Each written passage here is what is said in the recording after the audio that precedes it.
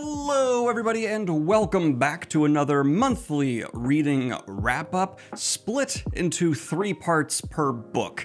This was a format a lot of you seem to enjoy for my Sunlit Man video, and I'm gonna go ahead and start integrating it more and more into reviews because I think it provides the best amount of depth for a review possible. Essentially, for every book, I'm gonna give you a spoiler-free review at the halfway point before I finish the book. Just impressions, what the type of book is, how I'm enjoying it so far. Then, after I finished it, I will give you a full spoiler-free review of the book, followed up by a brief spoiler-filled section at the end. Of course, if you don't want a book spoiled for you, there are time codes down below so you can jump to which book you'd like to see reviewed, as well, of course, to links every book talked about in the description from usually bookshop.com if the book is available there, which helps support local bookstores. Great place. This month, I have not read as many books as I would like because despite my move technically being over, as many of you probably know, getting settled in a new state, especially when you have to move a company, takes a lot of work. So I apologize not having as many books read as I normally do. And that has made all the worse because I'm not talking about a whole series I read this month. I'm pulling that out to be the Halloween special,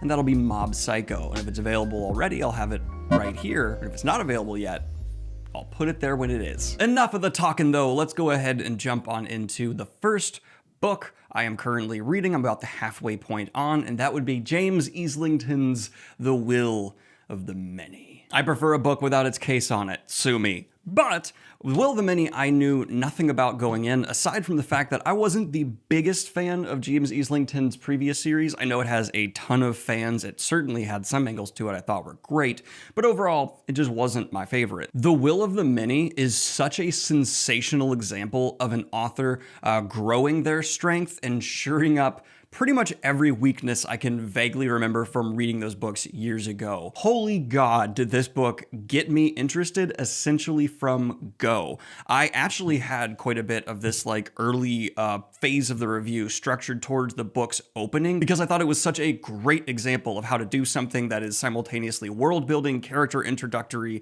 yet just a good start to a story at the same time, kind of ticking all the boxes to just guarantee a fantasy fan's investment. I mean, you learn about magic systems, a character in a very precarious situation, and it felt quite different from a lot of other fantasy openings I've seen before due to setting, despite The Will of the Many unabashedly having a ton of fantasy tropes in it. You have orphan tropes, secret royalty, a lot of things going on, even like academia, yet the brilliance of The Will of the Many is, of course, as I said before, none of that is a bad thing because James Islington has utilized those tropes, that familiarity, to then explore ideas, themes, and settings, justifying those particular elements of the story to be at play in such an addictive way. But now that I'm a little bit past the halfway point, I actually want to focus this section of the review to be far more about Viz, the protagonist of this story. Yes, a little bit trope-filled of a setup. An orphan who is adopted by someone who is high in this society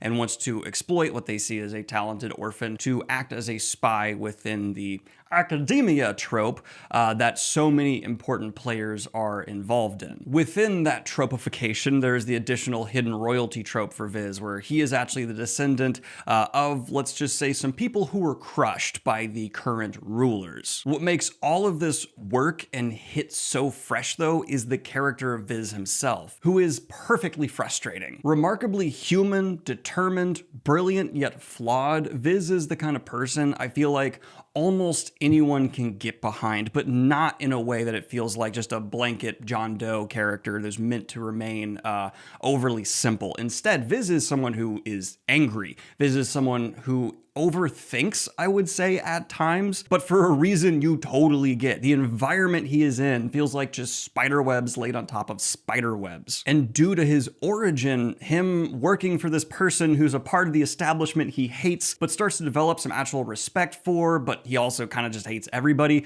there's these multiple conflicts layering into each other where Viz becomes, obviously, so conflicted as a result. Every decision he makes from there feels tremendous, and you're constantly guessing at what the ramifications of his actions are going to be. He's not dumb like Fitz from, let's say, Robin Hobb's Farseer trilogy, but he reminds me of Fitz because at times I am disagreeing with the decisions he's making, but I always get it, which is my favorite type of conflicted storytelling with a character. Someone who you disagree with, but you're unable to blame them for making the decisions they have. And with a story that, yes, originates in those comfy tropes we're all kind of familiar with, I am surprisingly at this point in the story constantly surprised by the will of the many. After, I would say, the first splody time, I was starting to kind of be like, okay, this isn't going exactly the way I thought, because there's new angles to players maneuvering against each other introduced. And then there is a second splody, much more significant,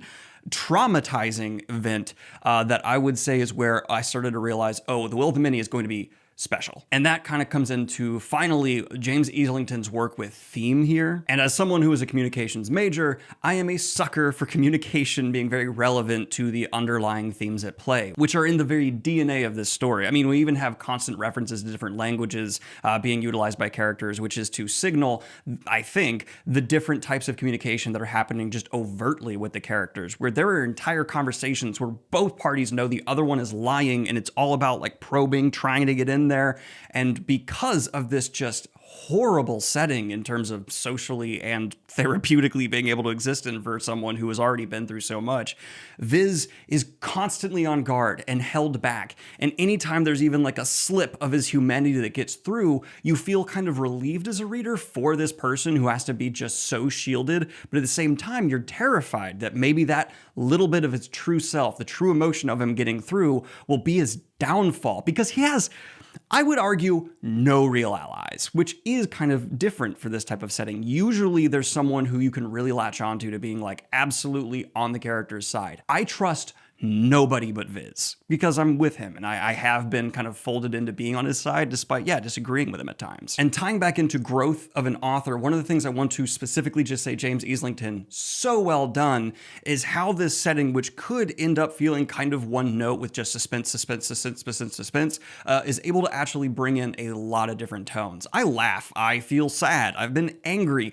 There's actually a very wide emotional range to the will of the many that I think many authors could struggle to succeed in achieving here, where I'm able to get through this undeniably insanely dense book rather quickly, because chapter to chapter, I mean, I'm going from an academic setting to a gladiatorial to traveling, and at each different point, due to vivid characterization, which I haven't even gotten into yet, and the play that is going on with the setting I've already talked about here, there's just this like keeping the reader on the toes feeling permeating this book that's not tiring at all. So far, I really feel like this book is a blend of First Law and Robin Hobb, and that is gargantuan praise. If you know anything from me in terms of my love of Abercrombie and Robin Hobb. I mean, I should have called it Live Ship Farsi. What's the name of all of her stuff? I can't remember. Realm of the Elderlings, which for some reason in my head I was thinking was a Le Guin series. There's too many names in fiction. We need to start simplifying. Without any further ado, though, it is time to jump ahead in time for you. I'm actually just going to swivel around and start talking about The Will of the Many from the perspective of having finished it now. But 3, 2, 1.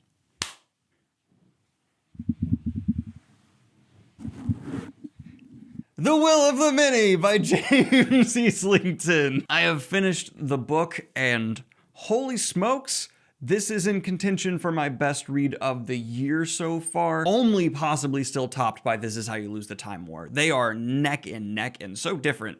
Hard to compare. What I want to say without getting into spoilers is The Will of the Many, I can already predict, is going to be in a ton of people's best reads of the year lists, and might be some people's new favorites depending on your specific taste.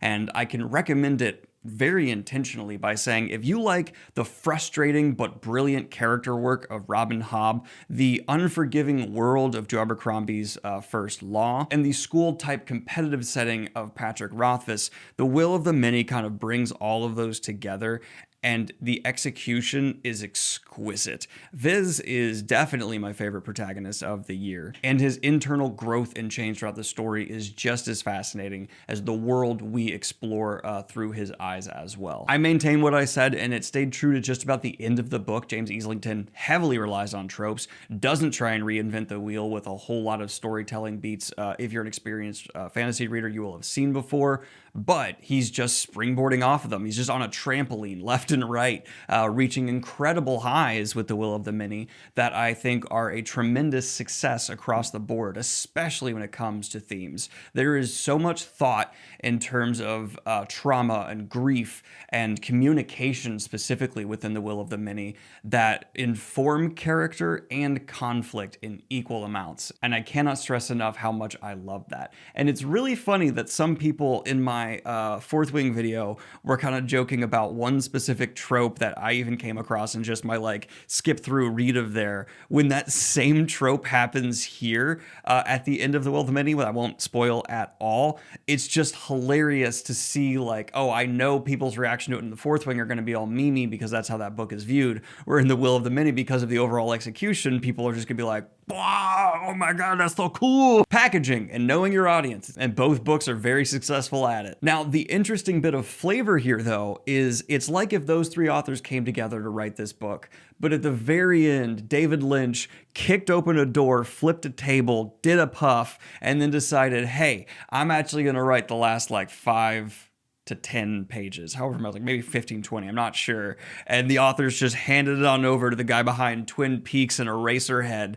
And he had this wild, like, oh, we're going to get crazy twist, which works surprisingly well. And it's so subversive to where I thought the story was going that I now want to reread it immediately just to see if I can pick up on any foreshadowing I have missed with just how out of the box this book that has been so comfortable within that box manages to be. Because there has to be some setup for that maybe I just didn't quite pick up on, because it's amazing how well it's like a Jack in the Box. The story's just going along, ringing its tune, being successful, then at the very end a clown head pops out, punches you in the face, and goes, I am very happy to say, especially after my last monthly reading wrap up of having just some like more middle of the level stuff, that this Will of the Many, I'm giving a 10 out of 10.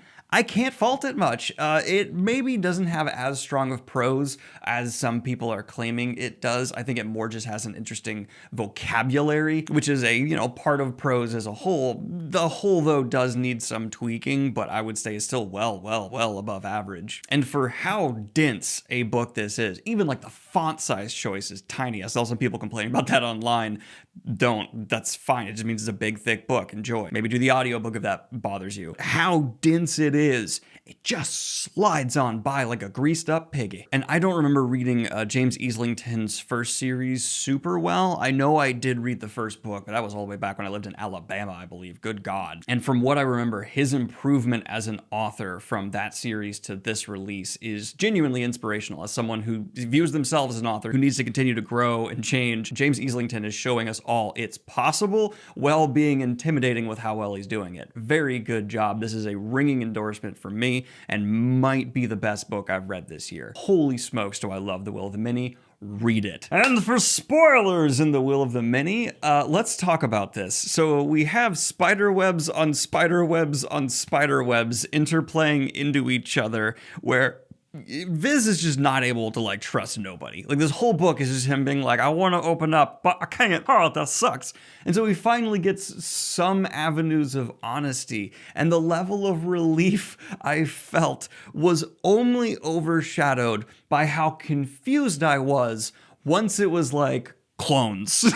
All of a sudden, it took me way too long to realize this. I think we got a little bit sci-fi here, and there are implications on what are being done with the clones and the authority and how people of power have obviously like, oh, okay, we're using a funnel point of all the people of power's offspring to go through here and possibly kill and replace them. Like, oh my God. And can we talk about how well James Easlington set us up to be on the side of the military in some ways, and then at the end, of course, you realize, oh, I probably shouldn't be on the side of the military in this power struggle within the government. But should we be on the side of religion? No, I'm very confused, as I think most people who have read this book and epilogue probably are. And I'm still like wildly interested where it's going to go next, which is a difficult thing to pull off, where you have a bunch of like vagaries of like what exactly is happening with Viz's injuries and how they're getting so bad. But at the same time, it's vague, and in that vagueness, I'm thrashing for hooks to move forward, aka book two. And then there's, of course, these wider lore questions. Are the rending the cataclysm the same thing? I'm not sure. And it feels like all of the levels of questions left unanswered around, like, the horrific scenes with people with eye issues and stuff are all leading and informing these incredibly personal betrayals, like with Arissa. I'm bad with names. That was telegraphed, but in a way that wasn't annoying, in a way that you definitely saw it coming. You were frustrated with Viz for not seeing it coming. Then it happens. You're like, I told you so, but it worked. And I don't know, that is maybe my favorite element to the Will of the Many on like the broad strokes, not in the details. Every level of the world continues to inform the next in such a nice way that it all feels so natural for our characters to end up in like the center of this hurricane. Yeah, Viz's conflict got my heart, but my brain is all about the internal conflict of military and religion here, because that is awesome. If you can get me as a creative to care about the political maneuvering, not even of like houses to each other, but houses internally, a faction versus faction story is compelling, right? We all love that. Song of Ice and Fire, fantastic. But I think the reason Song of Ice and Fire is so rich when it comes to people's enjoyment of that faction versus faction play is Martin never forgets that faction versus self is just as compelling. And James Easlington with The Will of the Many, there is obviously, you know, the rebellion, the people who have been conquered who are trying to take this place down, but he hasn't forgotten that there's infighting, there's power grabs going on, and that is a source of weakness that has so much potential for books going forward. I cannot wait for more. Ha! James Easlington just went from being an author I thought like, oh yeah, that guy's good and has his fans, great, to someone who I'm just going to instant buy whatever he puts out next. So happy to see this.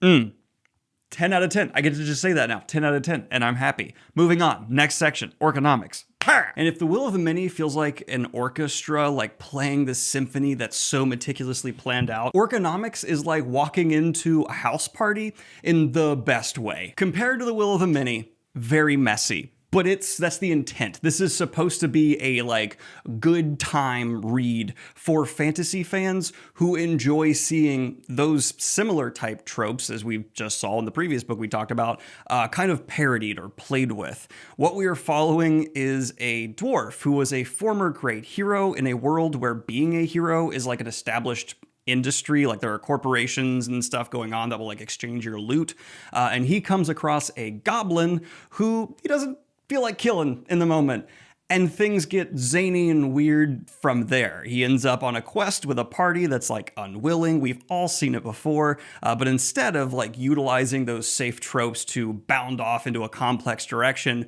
Orconomics so far is kind of just standing on top of the party table, belting out some funny stuff, having a good time. But I feel like there's tragedy on the horizon. There's something about this book where I feel like it's going to go to a really dark, tragic place towards the end and surprisingly punch me in the gut emotionally. And I'm really excited for that. And having Gorm Ingerson, I think is how you're supposed to say his name, who decides not to kill this goblin, then through a series of ramifications from that, end up on a quest from a possibly like false god, I'm not sure exactly yet how that's going to be played out in the story, is just so perfectly fantastical, yet with Gorm's personality is so like bulked against, you end up with this sense of humor that doesn't always land, but is far funnier than most fantasy books that try to be funny. I maintain writing humor in a book is one of the most difficult things to pull off as especially a sci-fi fantasy author, because you can get lost in the weeds of just destroying the stakes of your own story or the emotional like investment in characters if you're constantly poking fun at yourself. Orconomics has walked that line pretty well for me. I'm not saying it's in contention for like my top reads of the year,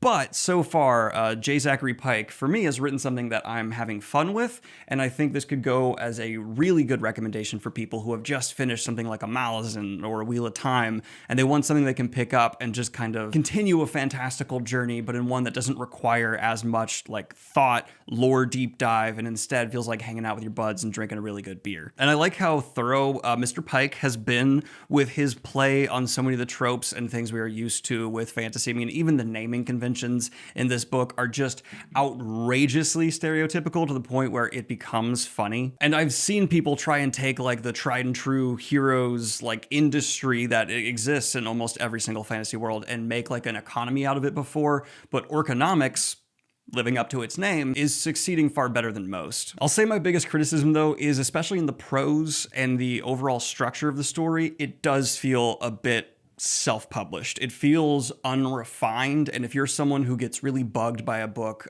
feeling amateur in ways that I don't think make it a bad story, just notably not written by, you know, best of the best crop, which is one of the most annoying criticisms of level. It's leveled at me all the time, and I'm like, yeah, I'm just an idiot putting out books I like.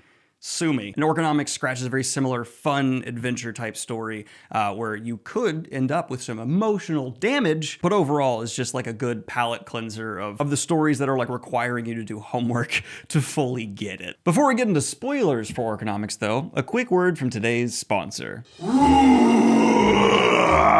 It's me, a spoopy ghost. Just kidding, guys. It's me, Daniel. Happy Halloween to my lords and ladies of chaos, and as many of you know, this is my favorite time of year, largely due to all the spooky stories we get to consume, and I have just the place for you to find so many more new spooky stories. With today's sponsor, Campfire! Did you hear that? Campfire is a platform where you can enjoy your favorite genre fiction through an interactive reading experience right in your web browser. Campfire! No. I definitely heard something right. We might be in the middle of a full-on... I actually just coughed. Of a goblin haunting. A gaunting. On Campfire, you're now going to be able to discover new reads and unlock bonus content like lore and short stories, character profiles, all as you just progress through the book. It's an interactive reading experience. Is no one else hearing this? We're definitely in the middle of a gaunting right now. It is very distracting. You'll explore faraway worlds, swoon over star-crossed lovers, and embark on epic quests, all waiting for you just beyond the page. You'll be able to save stories to your bookshelf with custom collections and join a community where you'll support authors with higher royalties than anywhere else. And all spookification aside, that is something I really care about. There is so much happening in the world right now with authors getting screwed over that something like Campfire coming through to provide additional moolah to the lowest paid authors among us is just fantastic. So create a free account today, choose from a litany of genres you'll love, and get started with a new cozy read today. Just click the link in the description down below. Oh, it really is a ghost goblin. This is a once-in-a-lifetime opportunity. Everyone get out. I'm gonna go seductively work on pottery. I was wrong. I was so wrong. I was completely wrong. And I'm very happy to admit that, because what I thought was going to be just like a playful thing in the background of Orconomics pivoted to being what the book is mostly about, and what I assumed the narrative focus was going to be didn't completely fade away, but took a back seat. And I can't believe I'm going to say this. This is something I have said you can't do. But Orconomics throws hands in the same league as Discworld. I'm not saying it's as good as the best Discworld books. I'm not saying it's not, though. The most emotional line I've maybe read all month is, not a professional hero, just a hero. Ah! So let me explain. As I started Orconomics, I thought we were gonna go on a typical fetch quest with this party, have some fun relationship dynamics. Oh, ha ha ha, we've sent a bunch of chosen ones on this same quest. Funny. But yes, there is some of that, but what Orconomics really is a biting criticism of capitalism and racial divides and the classism that's inflicted on all of us, and how we try to others Others, and what I said about it not being that funny, that. Past Daniel's stupid. He didn't know what he was talking about. The first little bit of this book isn't as funny as the rest, and I would say the start of this book is its worst section. It's just not as cleverly set up as I think it could have been. But once foot hits pavement and the journey begins, I loved this. I loved the hell out of it. But it's not like Orconomics is a snooty, like, turn your nose up at the rest of the fantasy, which isn't all about the metaphorical realities of the dystopian world we live in. No. It's still a house party. You just didn't realize till you showed up that the person who owns the house has a PhD in being a salty bitch about how much the world sucks, all right? The grand lens of this story is just, let's look at a D&D inspired fantasy setting and filter it all through a capitalist lens, from religion to looting, all of it, to the point where there's speculative markets and things along those lines. And knowing what we know now, the author puts you in a position and informs you on these things of like how certain crashes are inevitable.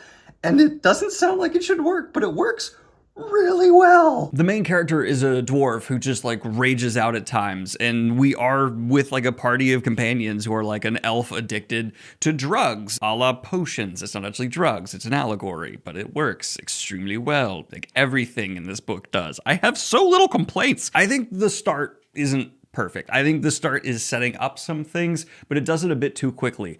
Orconomics would have benefited from being about 50 pages longer, and I would have put all of that in the first third of the book, I'd say. Then again, I'm the Robert Jordan guy who likes you to tell me what the tapestries in the room we're sitting in look like, so that could just be a me thing. And the book still does deliver like a party of people who have like two mages that like don't get along, and there's twists and turns about the dynamics within them. There's necromancy, so you get cool points for free. And if the weakest part of the book is at the start, I'm happy to say the best part of the book is at the very end. And I think it lands on its feet like one of those gymnasts that does the little stance without any stumbling or foot forward. It's so much fun. I don't want to get into spoilers. I think this is a book you should go into completely blind with. So I might do a spoiler-filled discussion down the road. This is S tier for me. It's a 9 out of 10. I would only tweak certain things, and they're like mostly personal preference, not like objective negatives about the book. Gorm and his goblin squire are my favorite duo I maybe have read this year. It's a good reading month. This is quality. We're doing well. Kingdom was a disappointment. We'll get into that. But The Will of the Many and Orconomics are making up for September. Yeah, being a little bit of a wet fart. We went from a wet fart into a nice dry fart. I'm so sorry. And now it's time to talk Kingdom. And as I'm recording this, I'm realizing I'm definitely going to be late getting you all your Halloween special. I do apologize about that. I tried to record it this morning, and here's how that went. Halloween special here on the channel, where it took me far too long to realize. So just due to a mixture of fire alarmage and anxiety problems, I'm going to be just pushing that off a little bit more and focusing on the reading wrap-up, which I have so much to say about, even just starting Kingdom. So getting on into it, this tells the story of two orphan boys who are currently working as servants for a family to pay off a debt. One of them is noticed by someone who is higher ranking in the society to have a striking resemblance to the sitting young king, the king of a divided China. The orphan that looks like him name is Piao, I believe that's how you pronounce it, and the one that doesn't name is Jin. Now in terms of personality between the two boys who are the focus of the narrative at the very beginning, Piao is more reserved, someone who is equally as ambitious as Jin. Both of them want to become renowned generals, but Jin seems to be a little more out of control. I just realized Kayla told me this is not a good shirt to wear with this t-shirt color-wise, and so I need to take it off. I wouldn't have ever bothered me, but now it does. Standards. I guess we have them now. But yes, Piao is taken off, but returns months later on one dark night. mortally wounded, and Jin holds their friend in their arms as they die, but has passed a note before they do telling them to go to a certain location. They go there and they find the current king of China, who is very young and looks exactly like Piao. He is currently in hiding because his younger brother is trying to usurp the throne, and things go from there. As this is still the beginning part of the video, I am currently only halfway through the first arc of Kingdom, of which I want to finish for this video, and it's good. Like, I have no severe problems with Kingdom. There's just nothing really reaching into the great territory for me yet. I'm only halfway through the first arc of a manga that I believe has nearly 800 chapters, so I'm sure there's gonna be people in the comments down below telling me it gets better, or, you know, you're just not getting it yet. That's fine. I'm just telling you from the perspective of someone who is just getting into it. The characterization overall, even for the surrounding cast, is just a bit too blunt for me. There are solid unexpected character beats woven in here. Like, I love when the son of the family, Jin and Piao, are servants for, actually steps up for Jin and says, like, no, you must do this errand for Piao. It's important for you to do so. Like, oh, that was actually a nice angle to them, to an otherwise, like, total asshole of a character. It's just that it's filled with solid and good, and I haven't been blown away yet. And I've certainly seen a lot of stories like this before that have pulled me in much more aggressively faster. There's also this repetitiveness to the story. There's literally lines repeated at times, strange. But in addition to that, as with common with a lot of manga, there's this I need to make sure the audience gets it, like, overt statement of information that I wish had remained more subtle. When the young king is discovered in the shack, specifically, there's this, oh, do you get it? It looks like Piao, and it needs to be overtly stated with this assassin showing up. It's going to be stated directly, so we all get it. As soon as they saw the face of the person and they said, I'm the king, I understood that he was being used as a body double. Like, that didn't need to be repeated, and our main character got it, and so why did it need to be said out loud again? This is not a huge criticism of Kingdom, but it's just something I've noticed a lot in the medium, and it's present here. And it tied into, like, some other just overly overt dialogue, especially at the beginning when we had, like, the debt explained of the orphans, where it was just, like, being literally shouted while he's being beaten, where I'm like, subtlety can go a long way. And I don't want to hear Jin call anyone old man again. I've heard him say that enough. Can we move on? Getting into the good, the political positioning maneuvering of the younger brother trying to usurp his brother for the throne, and the people around them enabling him to do this, is really well done. I especially like the younger brother's motivations of essentially being, like, severely classist to the point where he seems to be wanting to, like, kind of just genocide poor people is the vibe he gives off. So it's in this frustrating position where I like the plot. It's just the way it's being conveyed to me is not the most enticing. I've also started reading Vinland Saga again simultaneously while I'm reading Kingdom, and comparing the two, I view Vinland Saga as like this slow building storm that has these cracks of lightning splitting through the night that are these bits of information strategically placed that have so many implications, and that constant build as I'm getting through the story only gets more addictive.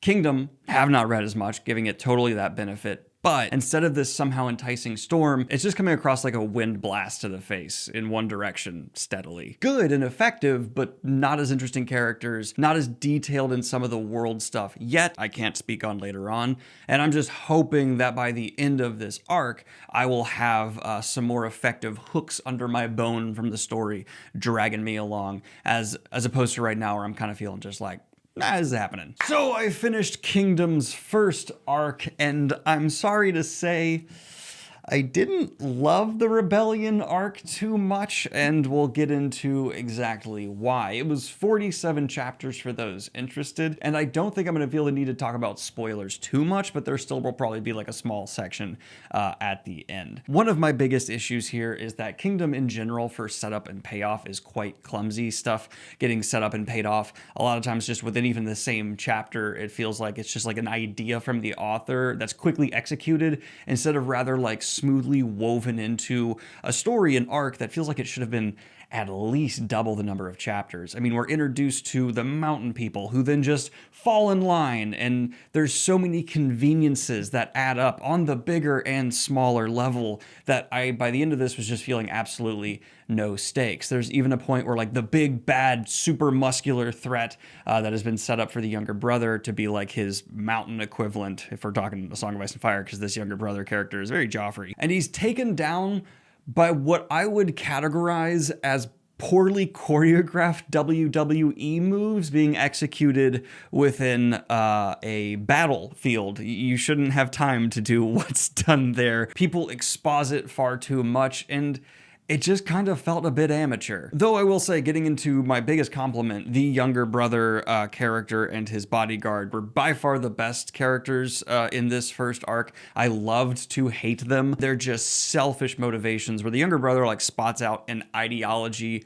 of sorts, but in reality, you can just see right through it and know he's just a self-serving person who believes himself to be better than every other person in existence, and he's using classism as a very thin guise for his own just selfish desires. And I hate to say, well, I did find the antagonists actually across the board fairly interesting. It was the protagonists and the entire team that just rang hollow, especially Jin. He's just getting into places left and right he shouldn't. He's saying things that should get him into severe trouble and displaying a level of skill that I hope is justified to a greater extent later on in the series. But for this story, it just felt like this kid who's been training with his untrained other friend is now able to take on like multi-lifelong assassins because he's very angry. And the only reason the plan that shouldn't work, that the good guys come up with, does end up working is because it depends on the antagonist continually making the stupidest decisions possible at time after time. And those decisions kept leading to action sequences that often overstayed their welcome and didn't feel very compelling. That being said, though, things didn't plunge into bad, and there were moments I like. Example, there's a moment where Jin is carrying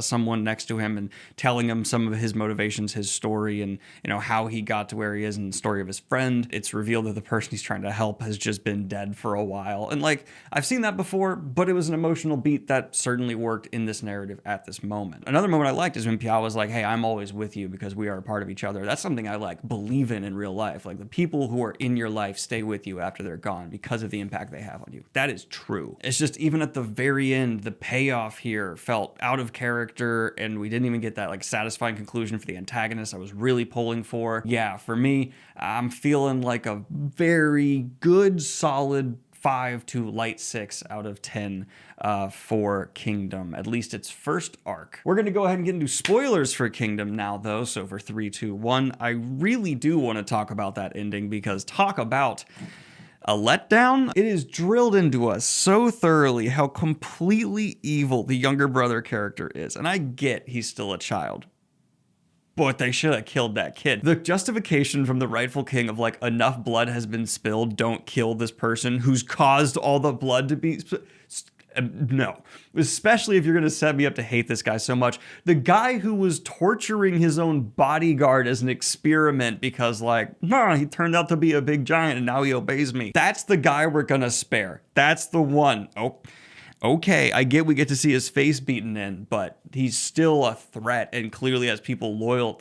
Not loyal, but I guess afraid. Whatever. Just why? I hate that. If it's in any story, I hate it. I hated it in the Lord of the Rings movies. And then the final beat, we see Jin. I should have looked up the pronunciations. He's given this like shack as a thank you for his service. And in a moment that was supposed to feel kind of wholesome, he is actually grateful for getting something even so small. I understand that that's supposed to show like how low he was in society, that even this like small gift is tremendous to him, and he feels like he's making progress to achieving his dream that him and Piao wanted to do together.